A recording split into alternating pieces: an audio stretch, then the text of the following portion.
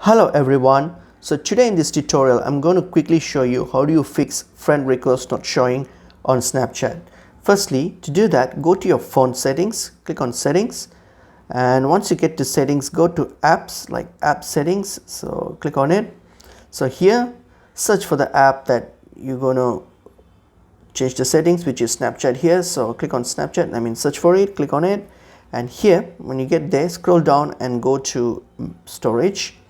So under storage here you'll see an option called clear cache.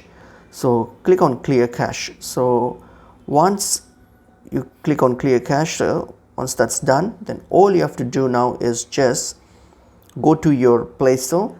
Alright, so just go to your Play Store and then search for Snapchat, and then you will see an option called update here. So instead of open, you should see an update if you're having issues with your Snapchat. So just click on update and that should update the app, and you shouldn't be having any issues after that. So that's pretty much it is. Hope this video is helpful. I'll see you guys in another video soon. Thank you.